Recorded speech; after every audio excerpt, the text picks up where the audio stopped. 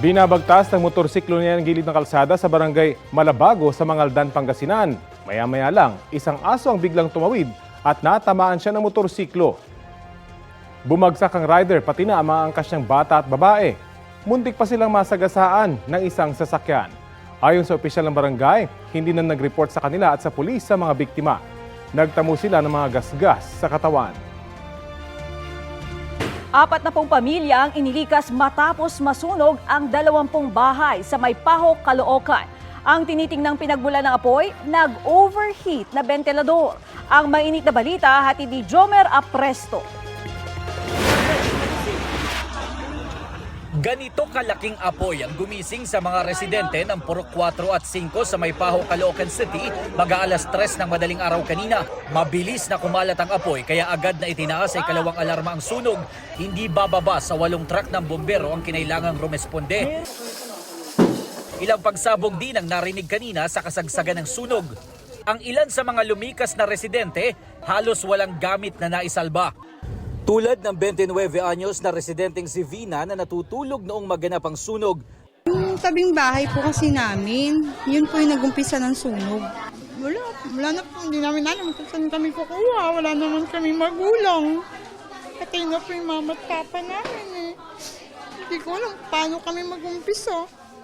Problema niya ngayon kung saan sila titira at kukuha ng panggastos, lalo at siya rin ang nag-aalaga sa 3 niyang kapatid. Tulungan niyo po kami na bigyan ng financial or mangyari kahit mapaano lang po yung bahay namin kung lahat ng mga natupok po. Ang senior citizen naman na si Aling Linda, agad na inilikas ang kanyang 8 apo, pati ang mga alaga nilang aso. Akala ko lang away lang. Nung tumingin ako sa bintana, may sumigaw na sunog. Paglingon ko, ang ano na ng usok, kumbaga makapal na. Paliko kami. Ano na ang apoy, nasa ano na ang lakas na. Ayon sa Bureau of Fire Protection, nag-overheat na electric fan ang tinitignan nila na posibleng pinagmulan ng apoy. Maswerte raw at agad na nailikas ang 2 bata na natutulog sa loob ng kwarto. 6 and 7 years old. Yung kwan kasi nila, pinaka-guardian nila nasa ibang bahay, nakitulog sa ibang bahay. Naiwan pa yung 2. Access ng mga fire equipment natin. Yan po talaga yung isa sa mga problema namin during response, yung mga nakaparadang sasakyan. Base sa investigasyon ng BFP, tumagal na mahigit 3 oras ang sunog bago naapula dakong alas 5:40 ng umaga. 2 ang napaulat na nasugatan sa nangyari. Light materials yung mga bahay doon kaya medyo naging malaki at naging mabilis yung pagkalat ng apoy. Ayon sa BFP, aabot sa 200,000 piso ang halaga ng mga napinsalang ari-arian kasunod ng nangyaring sunog. Jomer Apresto nagbabalita para sa GMA Integrated News. Ito ang GMA Regional TV News. Mainit na balita mula sa Luzon, hatid ng GMA Regional TV. Patay ang isang barangay kagawad sa Nueva Vizcaya matapos sumabog ang nilalagari niyang vintage bomb.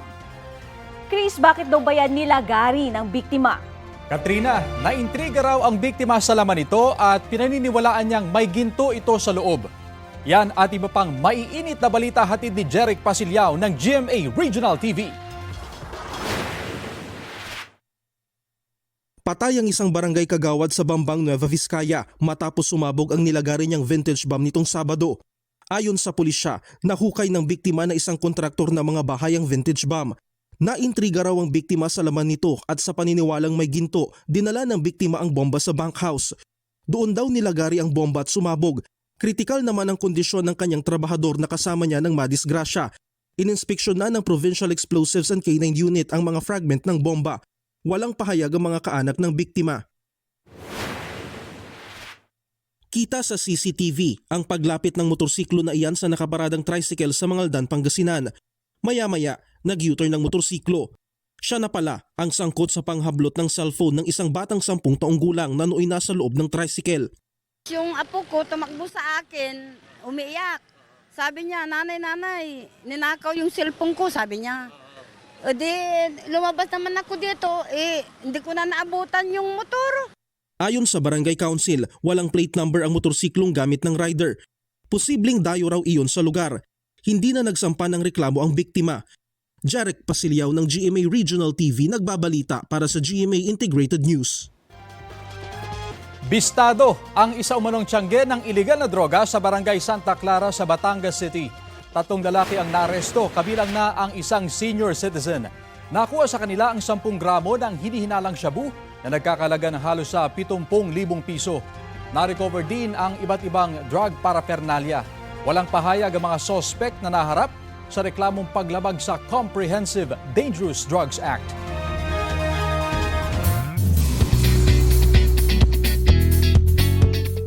Latest ngayong Wednesday, mga mare at pare, may +1 ng Little Viajera ang Arellano family. Isinilang na ni Iya Villania ang baby number 5 nila ni Drew Arellano. Kanina lang nag-post ng good morning video ang 24 oras host kasama ang baby girl nilang si Anya Love. Bago pa yan, all smiles din ang kapuso couple, bit-bit ang kanilang new little bundle of joy. Showered with messages of love naman ang Arellano fam mula sa kanilang friends and fans. Congrats Maring Iya at Paring Drew!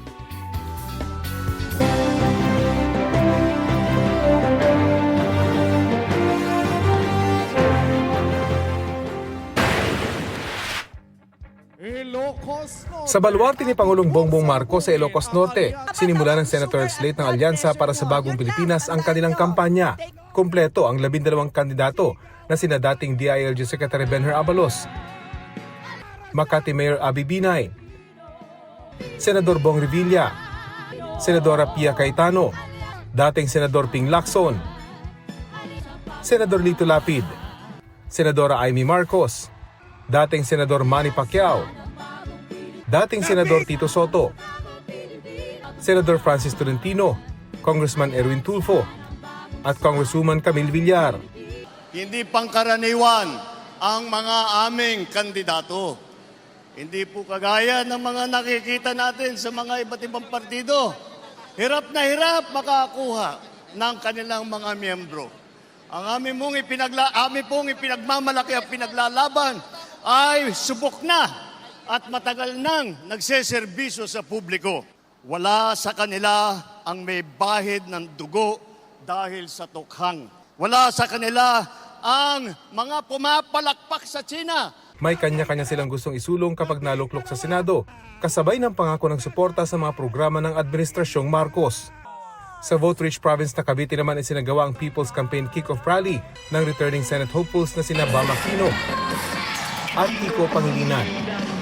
Ilan sa hangad nilang reforma ay usapin ng food security, pagpigil sa pagtaas ng presyo ng mga bilihin at paglutas sa education crisis.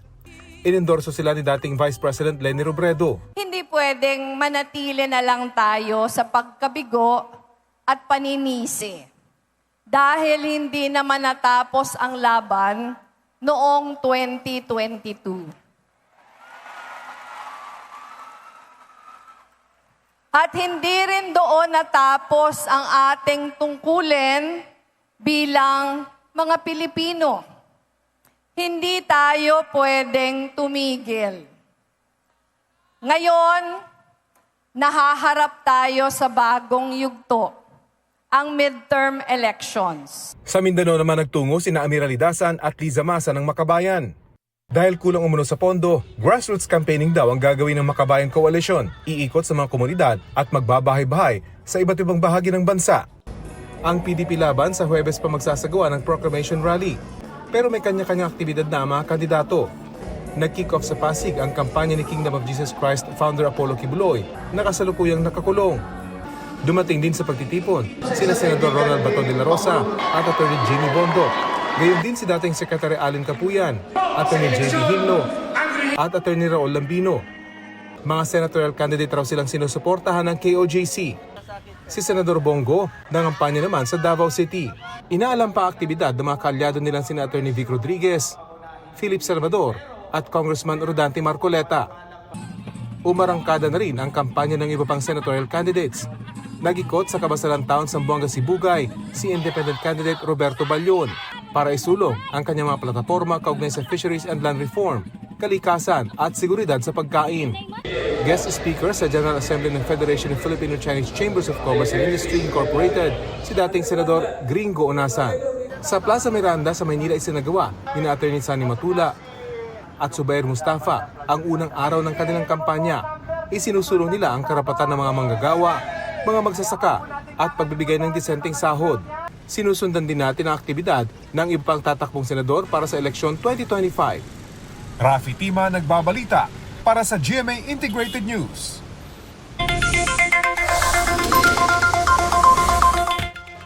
Tinapyasan ng hanggang 3 piso kada kilo ang presyo ng mga bigas sa ilalim ng Rice for All program ng gobyerno. Alamin na natin ang presyo niyan sa Ulat on the Spot ni Bernadette Reyes. Bernadette? Katrina, simula ngayong araw ay lalo pang pinababa ang bigas sa mga kadiwa centers para maging mas abot kaya pa para sa mga mamimili. Yun nga lang, nananatiling mataas ang presyo ng baboy ngayon. Tindahan ng mga bigas ang unang pinuntahan sa market monitoring ng Department of Agriculture at Department of Trade and Industry ngayong araw, katuwang ang lokal na pamahalaan ng Quezon City. Simula kasi ngayong araw hanggang 3 pesos ang ibababa sa presyo ng bigas sa mga kadiwa. Ang Rice for All na 5% broken mula 45 pesos, 43 pesos na lang kada kilo. Ang 25% broken mula 38 pesos, 35 pesos na lang kada kilo simula ngayong araw. Habang ang 100% broken rice mula 36 pesos ay 33 pesos na lang kada kilo. Tuloy pa rin ang bentahan ng 29 pesos per kilo na bigas para naman sa piling sektor, kabilang na ang mga senior citizens, persons with disabilities, solo parents at mga miyembro ng 4Ps. Pero sa kabila ng pagbaba ng presyo ng bigas, nananatili namang mataas ang presyo ng baboy. Sa Commonwealth Market, nasa 420 pesos ang kada kilo ng liempo, 380 pesos naman ang kasim at pigi. Ayon sa mga retailer, madami raw kasing gasto sa pagbiyahe ng baboy bago makarating sa mga pamilihan. Kaya naman sa Marso, target ng DA na makapagpatupad na rin ng maximum SRP sa baboy. Samantala, Katrina, ayon sa DTI, ay patuloy ang kanilang pakikipag-ugnayan sa mga operators ng supermarkets at groceries para makapagbenta na rin dito ng murang bigas. Katrina? Bernadette, hanggang magkano ang target ibaba ang presyo ng bigas? Katrina, sa target ng Department of Agriculture ay sana maipababa nila yung presyo at least ng imported rice sa halagang 42 pesos kada kilo. Pero hindi biglaan ang magiging pagbaba ng presyo na yan. Kung matatandaan natin, itong imported na bigas from 50 pesos, ginawang 58 pesos. Ngayon nasa 55 pesos ang 5% na broken na bigas. Katrina? Bernadette, naibaba na ba ang presyo ng bigas sa lahat ng Kadiwa store? Maganda nga, Katrina, na naitanong mo yan dahil depende kung saan nakapwesto yung kadiwa ay maaaring hindi pa sila nakakapagbaba ng presyo. Ayon sa kalihim ng Department of Agriculture, ito naman ay katanggap-tanggap dahil maaari nga naman na yung kanilang stock ngayon na ibinebenta sa kanilang pwesto ay maaaring yung old stock pa na nabili sa mas mataas na presyo. Kaya naman bibigyan pa nila ng palugit yung mga retailers at sanay sa lalong madaling panahon ay makapagbenta na rin sila sa mas pinababang presyo. Katrina? Maraming salamat, Bernadette Reyes. Nabisto ng National Bureau of Investigation ang sako-sakong lumang imported rice sa isang warehouse sa Bocaue, Bulacan. Halos umabot na sa bubong ng warehouse ang patong-patong na sako ng lumang bigas na nabili raw ng mura sa iba't ibang bansa at ilang taon nang nakatambak doon. Ayon kay NBI Director Jaime Santiago, pinaghahalo-halo ang mga lumang bigas at nilalagyan ng pandan scent. At saka ito niriripak para magmukhang bago at maibenta ng mas mahal. Itinanggihan ng isang supervisor sa warehouse. Inaalam ng NBI sa Bocaue LGU kung sino ang may-ari ng nasabing warehouse. Sakaling mapatunayang may halong luma ang mga bigas, sasampahan ng patong-patong na reklamo ang mga sangkot.